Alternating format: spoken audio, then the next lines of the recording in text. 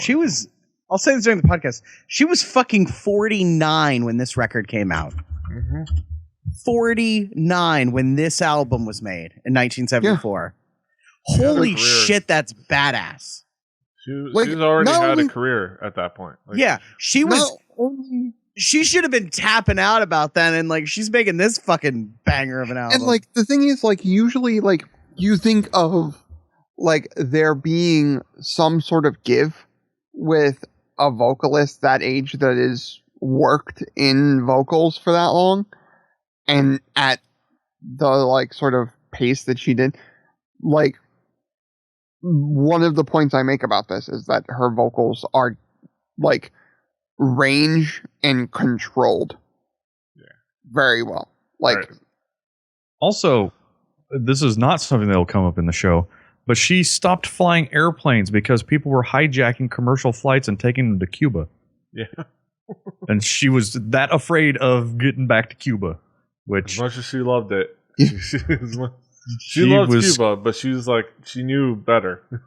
Yeah. Because she loved Cuba at that time was not the Cuba that she loved so much, I believe would be a lesson to learn. Yeah. This video I put in there, her hair is fucking spectacular. Oh, yes. Yeah. All right. That's like insane. All right. Before we burn any more content, let's start. Yeah. Right. Now that it magically transformed in a hat and t-shirt, let's get into the show. Record breakers in 3, 2, 1.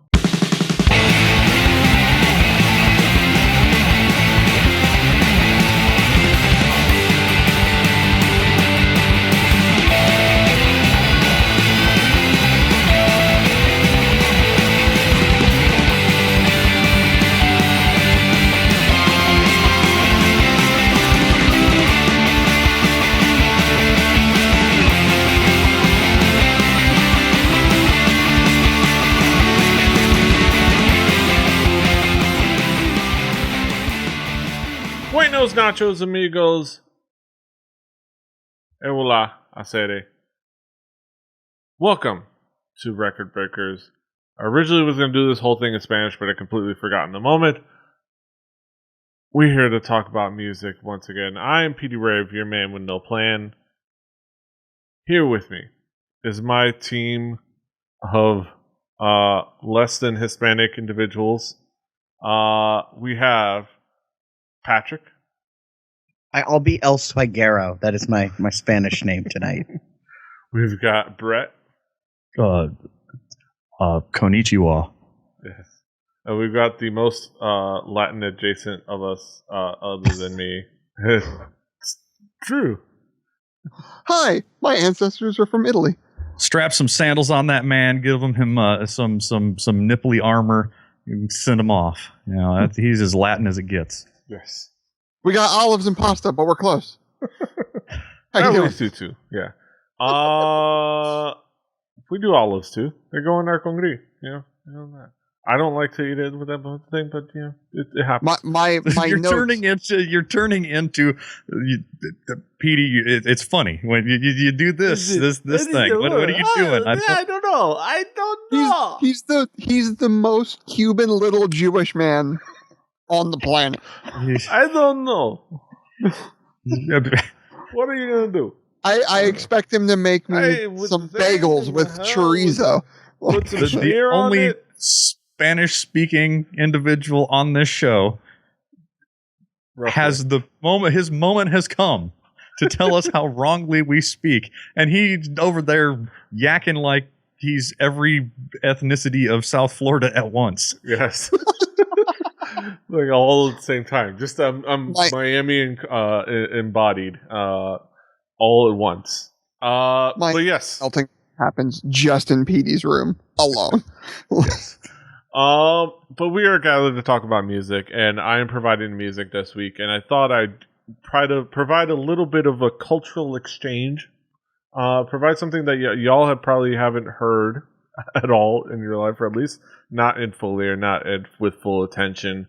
I'm bringing one of I think two of the biggest figures, one of the longest lasting, prolific, and influential artists in Cuban music history.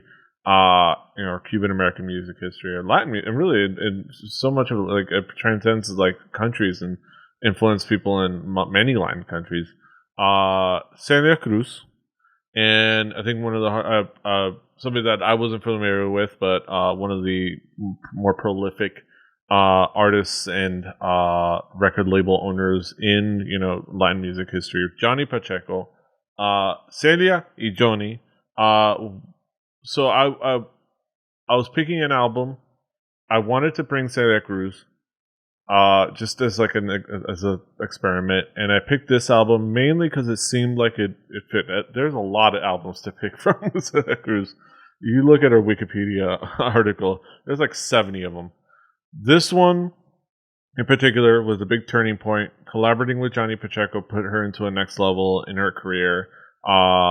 She had already kind of been pretty prolific, but this put her in her next level, and it was a big stage for her. And I thought it was a good album to kind of just point to, because it has some very classic, it's filled with very covered and very well known tracks. It's just filled with hits, not all killer, no filler. But we'll talk about it musically in a bit. I'm very interested to know. I'll start with Patrick. Patrick, what expectations did you have coming into this album? I had no idea what I was getting into, other than the title was Spanish, probably, because I guess you can put Y's in a lot of languages. It looks Spanish. So I'm preemptively apologizing for pronouncing everything wrong, because I do not know Spanish. But I had no idea what I was getting into. I added it to my Google Music. It said it was salsa, and I'm like, okay, so I have an idea what the sound is, but the specifics I did not know. Delicious salsa. I like corn in my salsa. Oh, you're a monster, Brett. I like mine on the smoother side and spicy. Let's be culturally insensitive, everybody. I had a moment today where I had tostada shells, and I was having a moment where I was trying to figure out what snack what it reminded me of. I was thinking, this reminds me of some kind of chip or a snack food. This tostada shell. It's like if we broke it up, and it took me a good few minutes to figure out it was Tostitos. I'm like, I'm dumb. Yeah, tostada, Tostitos. That's where it comes from. Enchiladitos, they make you want to eat them. You had the opposite reaction of almost any American to that situation. Exactly. Because I honestly, I've probably never seen a tostada shell ever before in my life. That being said, Drew, what expectations did you have coming in this album? I had no expectations. You said the name, and I went, we're getting some sort of music in a language I'm not going to understand. That happened. Other than that, I had no clue what I was about to dip into until I started hearing the first song, and then I knew immediately what I was getting myself into. Up until that point, not really. Brett, what expectations did you have? Well, I think you said the name of the album, and you explained that it was an important Cuban music slice. And I think I probably yelled Babalu and started talking about Ricky Ricardo, if my memory serves. Yeah. and just being an overall uneducated man. And then I started talking about Star Trek because of Desi. But yeah. So all I knew was I was going to get something. I have listened to a lot of old jazz albums where there were a lot of people from Cuba that did hand percussion for some of the jazz greats. The Latin percussion was something that was a very, very lucrative career if you wanted to be a studio musician during the time of the 60s through the 70s, when you still had jazz clubs and working musicians, and it was fantastic to jump into this kind of. I believe Petey let me know it was salsa, and I was like, okay, this can go one of two ways. It's either what I think in my head is salsa, or it is going to be something completely different, and I am an uneducated, unworldly human being. Luckily, it was exactly what I was expecting the punch and the power of it. But man, there's so much to sink our teeth into. I'm gonna. Yes. I can't wait. Yes. I'm gonna try my best to describe it, the album musically. I mean, it's salsa, it's son, it's rumba, it's quite a few things. It's salsa and like some of the genre, a lot of the genres definitely have roots in Afro-Cuban, the Afro-Cuban world. And I don't know if you noticed this about Celia Cruz, but she's Afro-Cuban. She's definitely Afro-Cuban to say the least. Go to YouTube. Yes. Punch that in. Yes. You'll know everything. They're very much like Hall and Oates. There's a couple elements being Hall and Oates.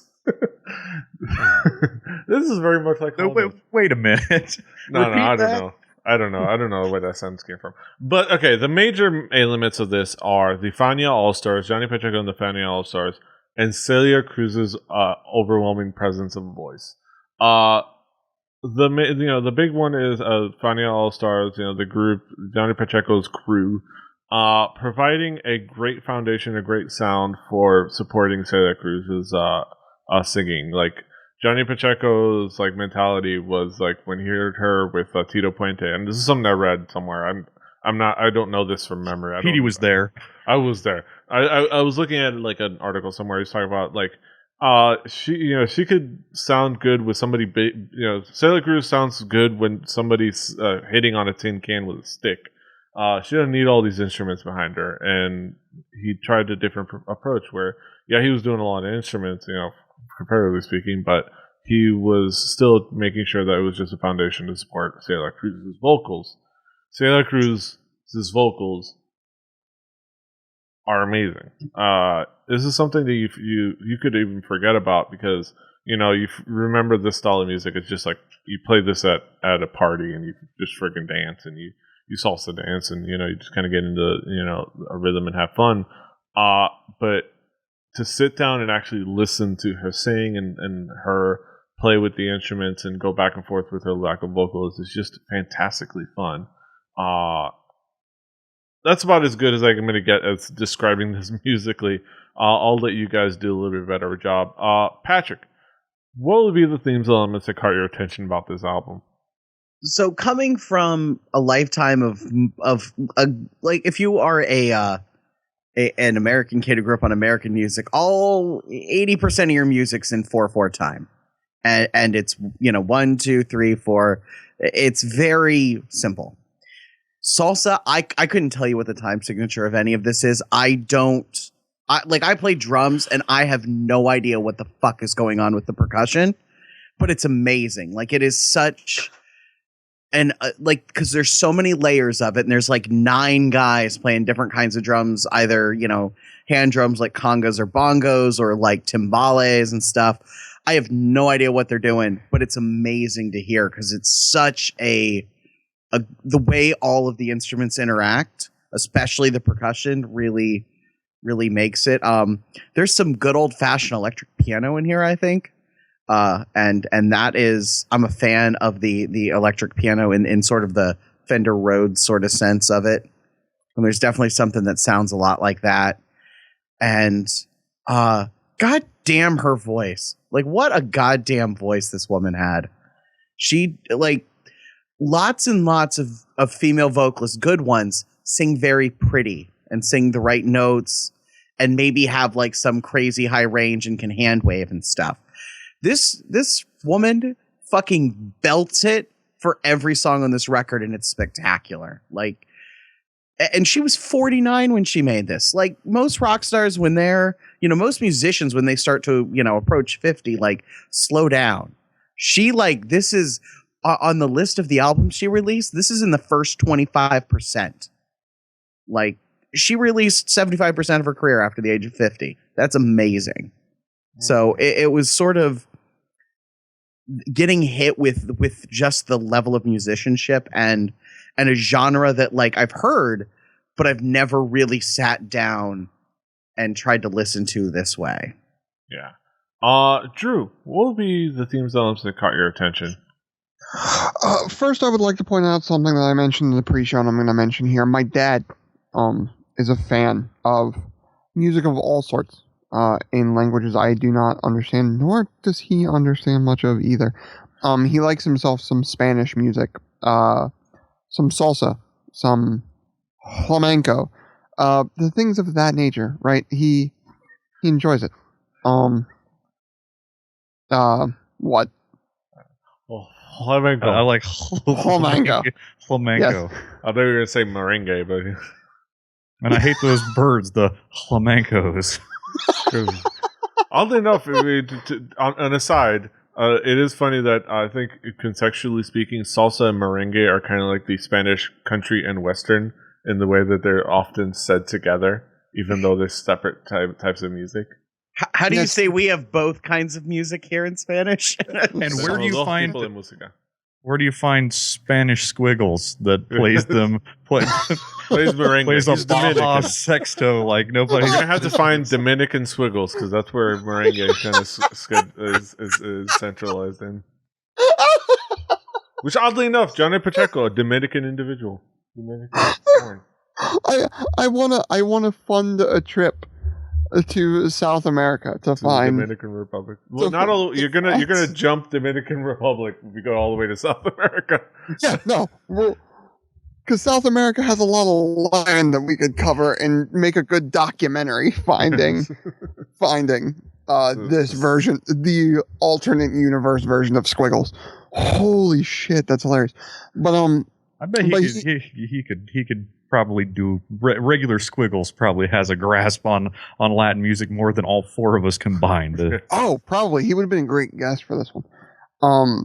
But no, as I was listening to it, I usually talk to my father because he is into music, and he dabbles in that the Mediterranean fare, as it were. He's an Italian man, so it sort of comes with the territory. Like me and Petey were joking about, like it's not too far, geographically speaking. From those that conquered all the lands that created Latin America. But no. So I mentioned the name, right? And he goes, "Oh, Cuban, Queen of Salsa, cool." And I go, "What? Like you just pulled that out of a hat of a thing you know." So apparently this is something that like her name is huge. Like just fucking giant. Like it opened like things like that opened my eyes to like this is why a show like this for us, like there are some times that like I'm sitting back like, oh geez, what if we like run out? And then I realized about how much music I don't know, and like it just makes me realize, oh, there's a lot of shit out there that we can listen to, and that's awesome. And the Queen of Salsa moniker is well deserved, in my opinion. They're the vocals on this, were just her vocals are just great. They are controlled. She has a good range. She can go from sort of more swelling notes to staccato stuff really, really quickly and really easily, which is cool. There is some great horn stuff in here. Just really, really fun, blaring horns that you get out of this, which I think is something that's fun in salsa, right? And then you get that, like, so I was saying, the drums, they're manic. They're crazy, right? There's so much going on in the drums, between all the percussion, but it's still so easy to sort of dance to, even if you're like this guy dancing in a seat to salsa music, because there ain't no way I can actually dance correctly to salsa music. But I will say this. There are some things that, like, when you hear them, and going back this far, you know that, like, this is, like, these artists, like, this music is sort of what created the template for what good music in the genre, good salsa music can be. And there are bands that do this for other genres, and there are other artists that do it for other genres. But this is sort of like you can lay it out and like you can put this in front and be like, this is it, right? And like that is a testament to how tight all of this music is and how good all of it is. It's one of those things where I wrote this as a joke, that there's being the white guy, I can't contribute much to the lyrics. The white guy that's in the room. You're the white guy. Right. Again, but as a white guy, Spanish speaking white guy. Yeah, yes, I've seen Petey put suntan lotion on and be like, "That's racist." At a baseball game, he burns like the rest of us. He's a white man. Yes. As a white guy, there's not a whole lot like from the history or the lyrics that I can give to this record and give it context. But I can say that if I was in a nice restaurant eating some chorizo and some eggs, and this came on, it'd be a pretty good night. I would tend to say. Bacalao. Indeed. Yes. I even thought of that because I've had a dish like that in a restaurant before, and I was like, is that mixture of things, chorizo and eggs, like a well-known like staple? Apparently, yes. So that's. I haven't had that ever. Really? But I have different dishes though. All I know is a lot of salt and grease in here in this household, at least. Brett, Nothing wrong with that. what would be the themes and elements that caught your attention? Well, let's ask Petey about Cuban culture from a generation and a half ago. That's what I want to do. No, and I did look up. There is a lot of. I was looking at the key signatures that a lot of Afro-Cuban rhythms are, and there is some 4/4. It's not the 4/4 that my grandma used. It's a lot of 4/4, and then there's some 12/8. It's just the places where they put rests is nutty. And it's counter to like I was talking to pre-show.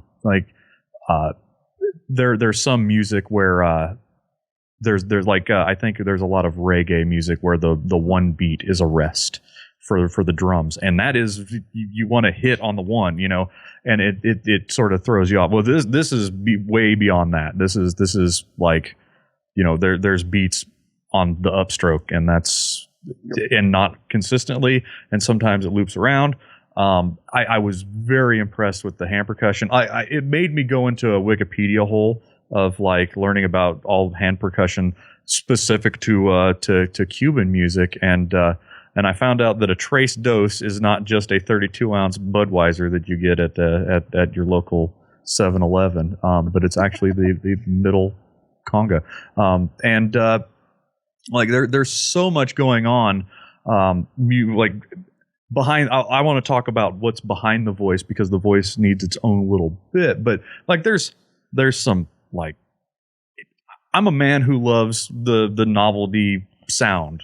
Let's put a vibra slap or a sproing. Sproing is something that was near and dear to my heart. No, this thing had like everything. Like Hall & Oates had a bunch of like, oh, we're got a shaker here and a wood block here. No, they're just like, there was nobody who was not armed and ready to make a noise with something. And I was reading about how it's very common for vocalists to be working the claves while they're singing, and that blows my mind.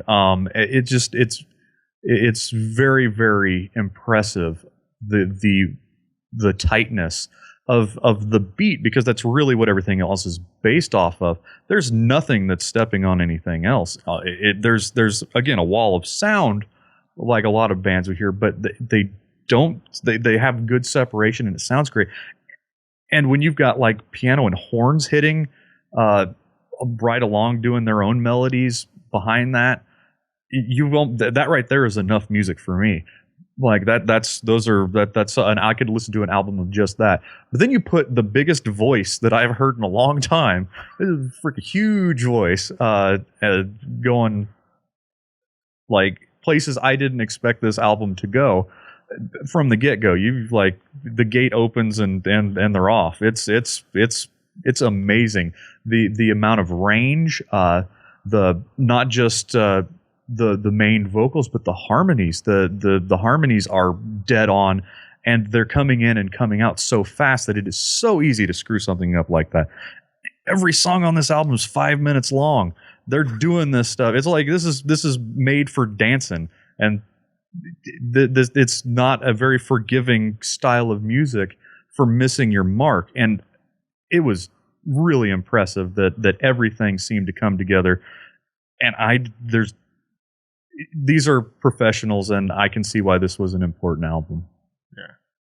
This is an iconic album, and yeah, the whole everybody having something to do. It's just from like I think salsa and the Afro-Cuban music. It's a lot of that style. It's one of those styles of music. I think another one there's others in other countries that was probably born of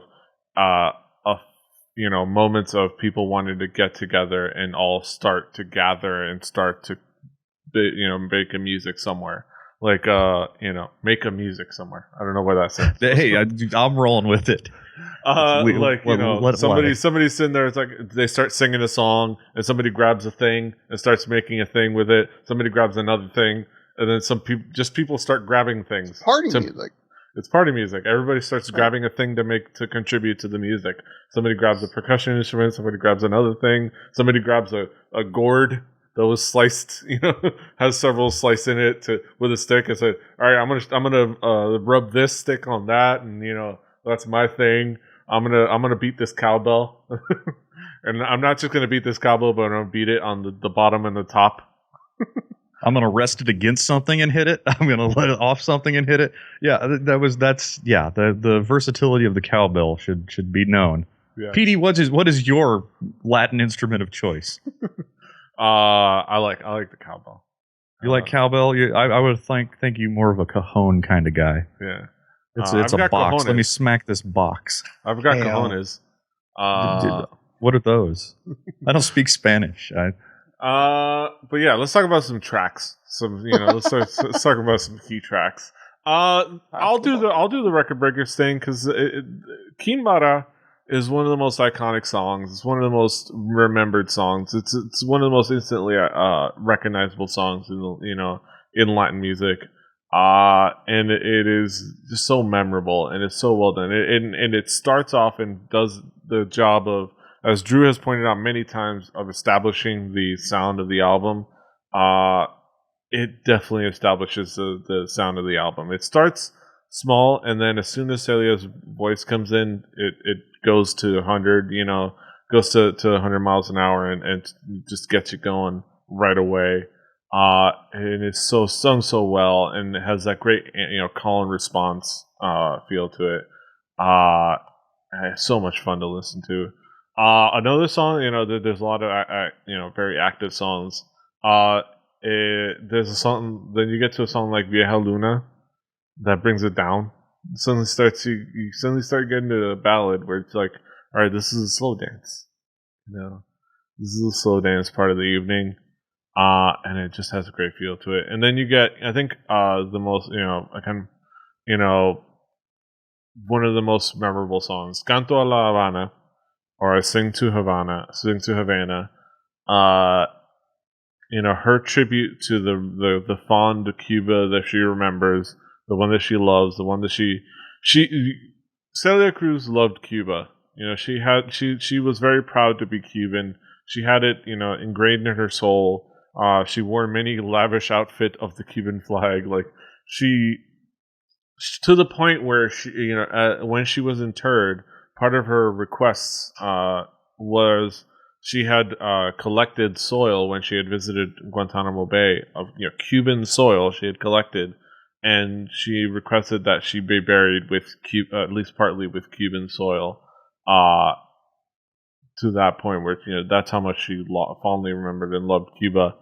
And this is a song, with a tribute to that. It's a simple hook. Is the Cuba que no son tus paisajes. I love Cuba, how lovely your streets are, how lovely your roads are. it is just an iconic track. I'll go to you guys. Patrick, what would be some of the key tracks for you? I'll Good do luck. the Record Breakers thing too. Kimbara, like the only comparison I can draw is she's Cuban Aretha, like that voice, not just a great voice, not just a very, very great voice, like legendary, bring the fucking, blow the fucking roof off the place kind of voice. And that you really, really get a good sense of it. The horns are fantastic. The piano stuff buried in the middle of it. There's so much happening, but it doesn't feel chaotic. It all needs to be there. I don't know what all of it is. I don't know how to describe all of it. I don't know how to do any of it, but it all needs to be there. And it's like there's a really nice density to it. Just how much is going on. And another one you already mentioned, Vieja Luna, which I think is after the first two tracks, which are like total, like to use a word from the EDM world, they're bangers. They're just like hard, fast dance tracks. Like they're really a lot going on.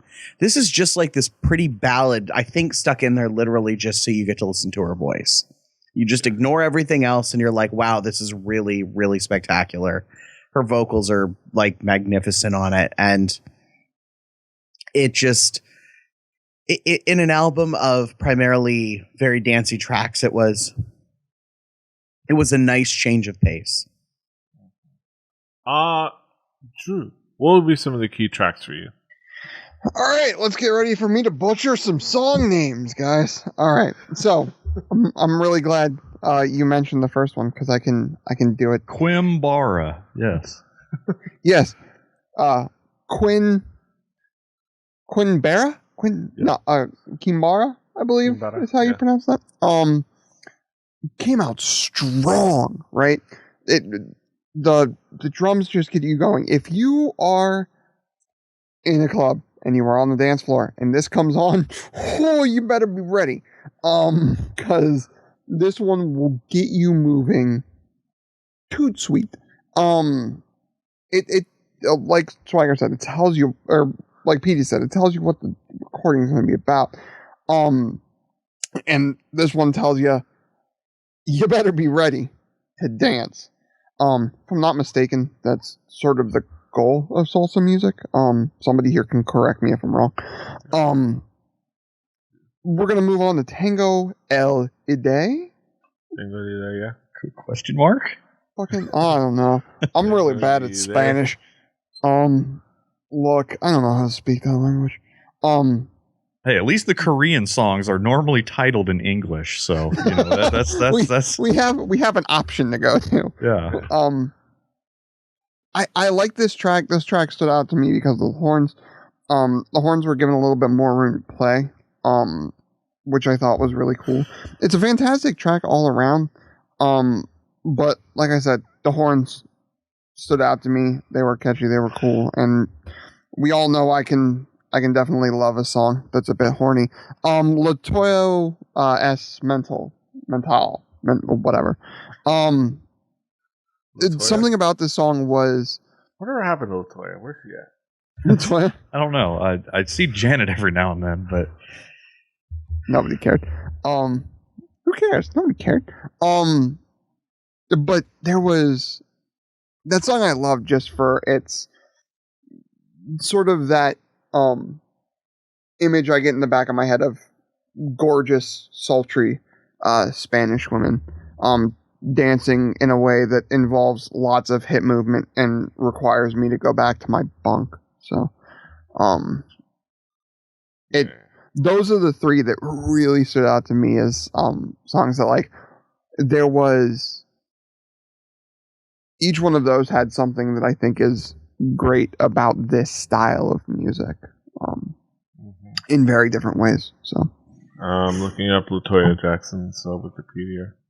But actually, I was doing that too. Alright, let me see. Alright, so, reality TV and starting over. It was falsely reported that she married somebody. Currently, she and Jeffrey are also the executive producer. She's alive. She's but yes. She's doing things. Brett, what would be some of the key tracks for you? Well, I guess, there's not a whole lot left to say that hasn't been said about Kimbara. It takes off like a rocket, and it's definitely a song made for the dance floor. And I can see what you can see the musicianship in there. There's a very sweet sound to just about every instrument. I've never thought of drums being sweet sounding, but they were indeed sweet sounding. As somebody who is not much of I can keep time, but don't expect me to bang on things in time. I have a lot of respect for people that can do that and at the levels that they do. But some of the other songs, the next song on the album, Toromata, I enjoyed the percussion on that, mainly because there's some top-notch guiroing. It made me go and find my mahogany frog croaker and wish that it was in the shape of a fish. Then I decided to see, what different regional varieties of this instrument are there? I want to get a stainless steel one, and rake stainless steel. No, that's more of a Puerto Rican sound. Let's and I just sort of went down that rabbit hole. That I think that it has surpassed the sproing now. I want to rub a stick on a piece of hollow wood. That's an instrument that I can play. I can't even shake an egg shaker right, but I can rub a stick on a hollow piece of wood till the cows come home. And again, the horns on that song were great. And they're not just kind of playing horns. It's like those horns are cranked up to 11. They're hitting hard. Like there's some wind behind that horning. And Canto e la Habana.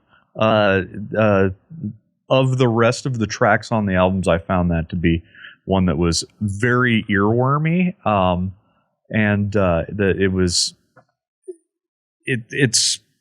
There's so much depth and variety in this album, and I sort of wanted to pick some of that apart because I really find the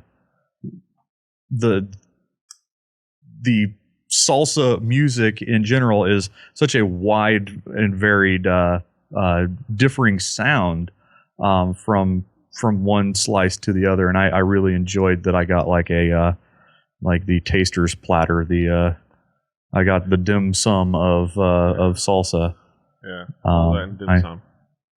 And I enjoyed how, even though I don't speak Spanish, I found the lyrics catchy, which is something that doesn't happen to me. I'm not a lyrics guy, so I really enjoyed a lot of that going through this. And I listened to this album a bunch. I was listening to this at the same time as Hall & Oates, and I don't need to listen to Hall & Oates that much to get Hall & Oates.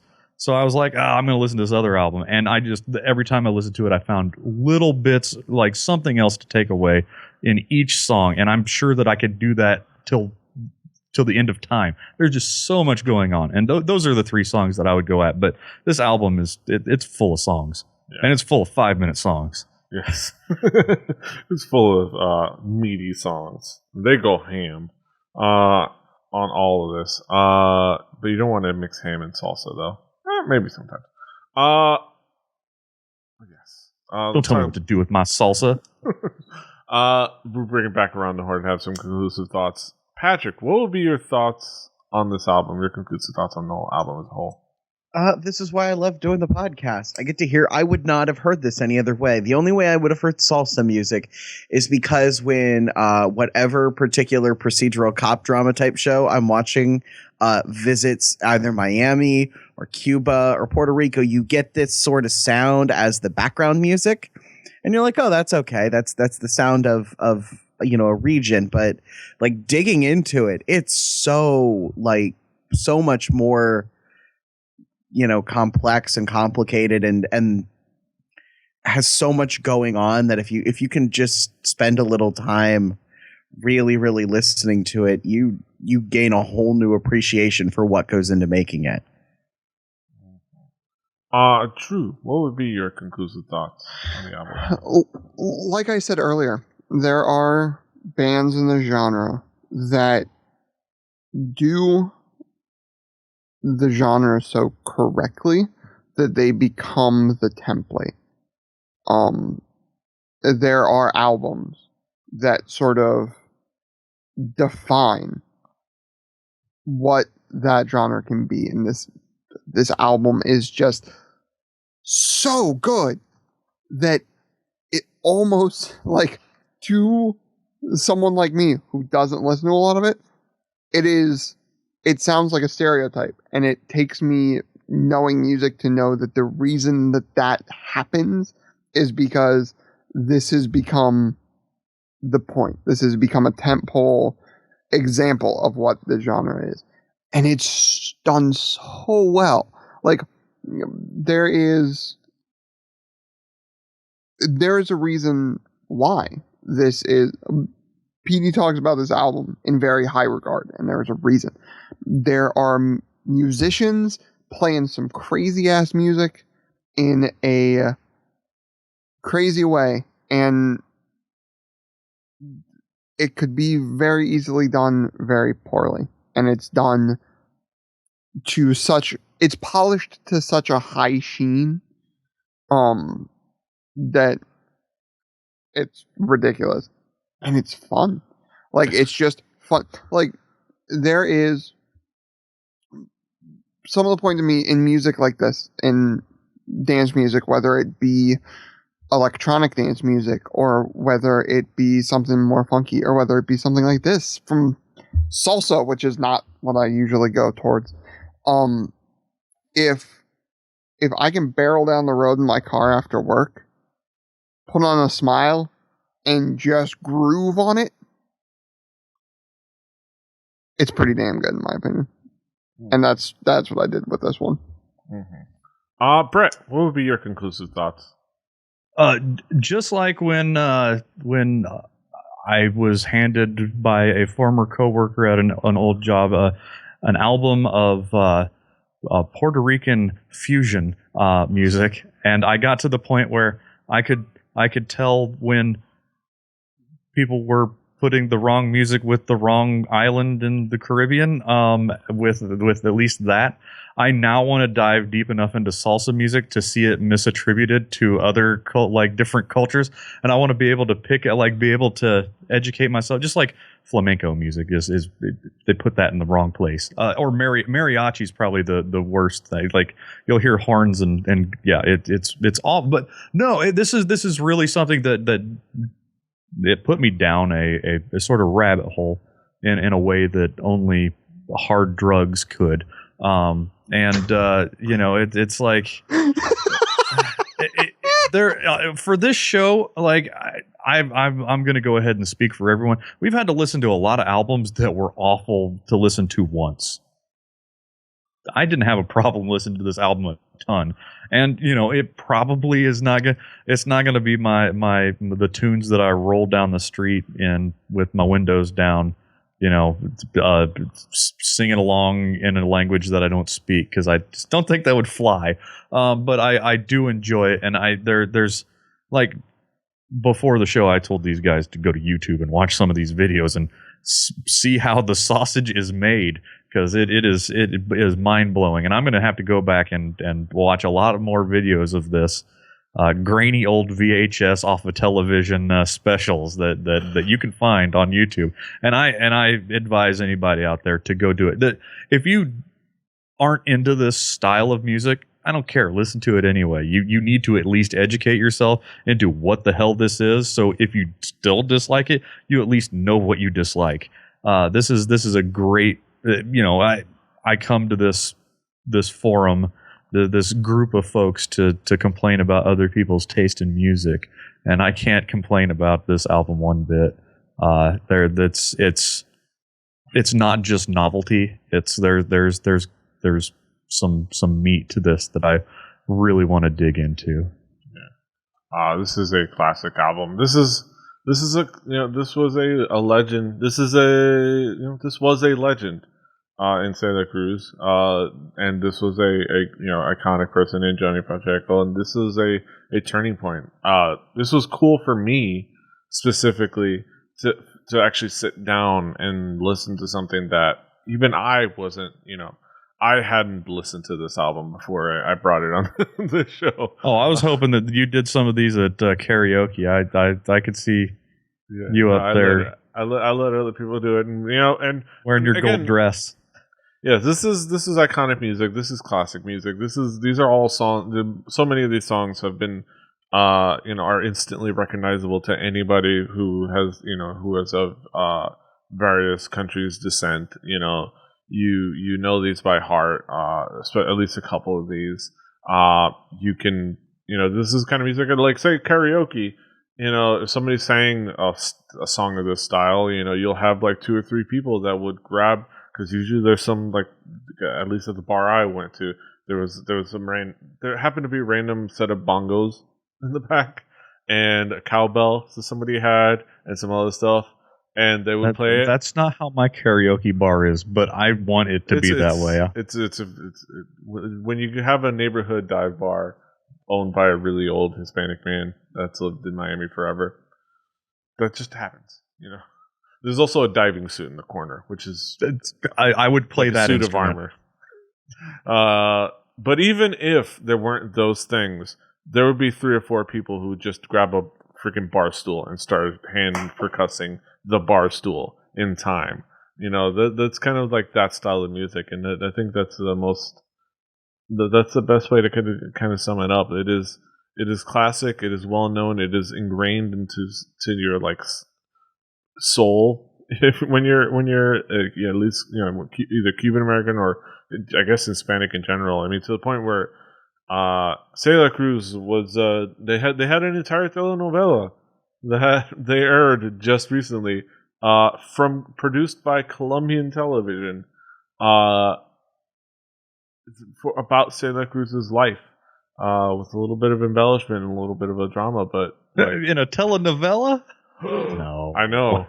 I need to have a shot that zooms in on you while you gasp. I can do that. All I can think of is that 30 Rock episode. I'll put it in post.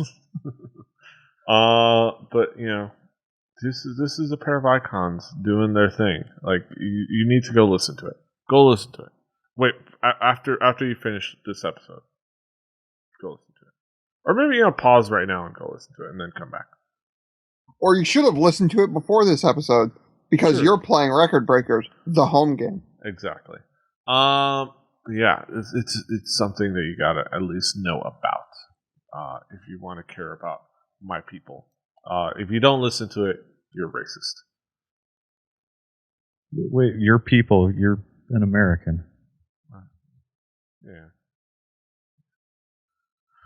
That being said, now we get to our main event of the evening. We get to our haiku reviews. Talk about bastardizing another culture.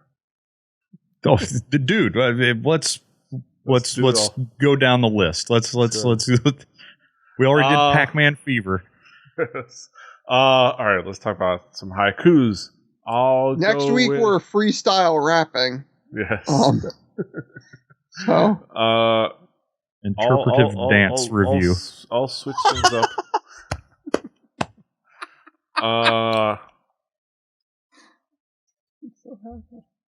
That does not play to the audio listeners, but if I wish I could describe and then subtitle what Petey's saying. Yes. That being said, let's talk about haikus. Let's listen to some haikus. I'll start with Drew. Drew, what is your haiku? It's too yawn. I do love to dance as I am driving home, and this provided that. Patrick, what is your haiku? What a goddamn voice. A pleasant Cuban surprise. Hail the salsa queen. I am the lizard queen. Uh, I was thinking of the king of beers. oh, okay. I'm an awful human being. But yeah. Brett, what is your haiku? Came in with 0 clues. I'm thankful that I listened. The perfect left turn. This ain't no Hall & Oates. And I've got my haiku. Reina de salsa, con una leyenda igual, un gran clásico. I did that. Hola, mi llamo Brett. Oh, sorry. That being said, Yo no tengo pantalones. I did that, and I'm sure y'all are impressed by my Spanish speaking. But just understand that I initially wrote down legendo. That's not how you do. That's how you say legend in Spanish. Thank you, Google Translate. I like Juan Legendo. Yeah. Thank you. I literally had to Google Translate legend just to understand where I'm at. And why Jaime Ruiz makes fun of my Spanish. That being said, those are our thoughts on Celia y Johnny, Celia Cruz and Johnny Pacheco.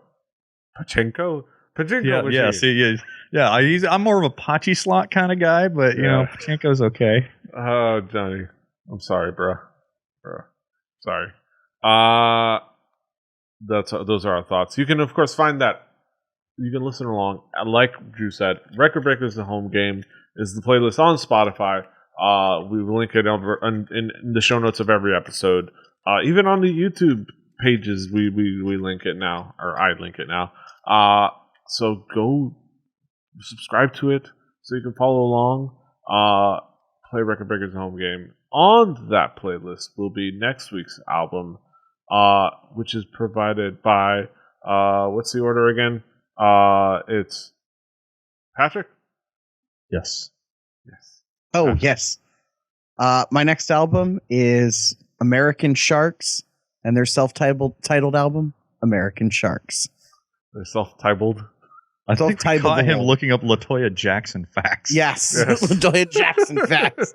That's our new podcast starting next week, LaToya Jackson Facts. How are you doing, LaToya? It's like, how are you doing, LaToya? You okay? I remember the well. rumor that LaToya and Michael Jackson were the same person from a Weekly World News or something, and that's I want to write a short story about that or something. Yes. A little fanfic. Yeah, Michael Jackson didn't die. He just went back to being LaToya. No, they were the same person at the same time. Nobody knew. Oh. Just like I'm Drew. It's hard to explain, but yeah. I mean, it's time and space. It's a big wibbly wobbly ball of time. Where can you find us? You can find us all over the internet. Patrick is at Oh, Swagger. really? Brett is at HibbityBibberd, HIBBITYBIBBARD. Drew is at XJuciferX. I'm at PD Rave. The show's at 4 Record Breakers. That's the number 4 record. That's the number 4 Record Breakers. RecordBreakersPodcast.com. RecordBreakersPodcast@gmail.com if you want to email us. Rebelly.net for this and other shows. YouTube.com/RebellyTV. Subscribe to that for this and other videos. Maybe in the future we'll do more than just podcast episodes. We'll see. But subscribe to that. Until next time. Hasta los huevos. Toodaloo. Azúcar! That could have been way more of a shit show than it was. I was waiting for the worst pronunciation of the night, and I think it was Legendo.